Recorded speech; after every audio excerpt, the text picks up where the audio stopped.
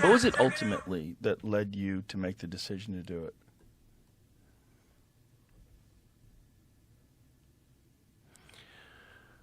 I mean, this is going to sound somewhat melodramatic, but I was worried about that it was having a corrosive effect on civilization. That it was just having a bad impact.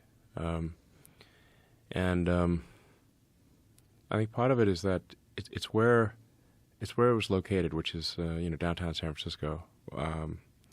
And while I think San Francisco is a beautiful city, and we should really fight hard to kind of right the ship of San Francisco. If you've walked around downtown San Francisco, right near the FK Twitter headquarters, it's a zombie apocalypse. I mean, it's rough. Have you been in that area? Not lately. No. Yeah. I've heard. It's crazy. I've heard it's crazy. I've heard you really can't believe it until you actually go there. You can't believe it until you go there. So now you have to say, well, what philosophy led to that outcome? And that philosophy was being piped to Earth. So, a philosophy that would be ordinarily quite niche and geographically constrained, so that the fallout area would be limited, was effectively given an information weapon, information technology weapon to propagate what is essentially a mind virus to the rest of Earth. And the outcome of that mind virus is very clear if you walk around the streets of downtown San Francisco. It is the end of civilization. And it's not just propagating the mind virus, but suppressing any opposing viewpoints.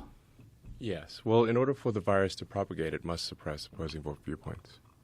So, because it doesn't stand up to scrutiny. Correct. Yeah. I mean, you've felt the virus. Yeah. Yeah. People will try to cancel you so many times. Yeah, it's fascinating. Yeah. I don't think you're melodramatic at all.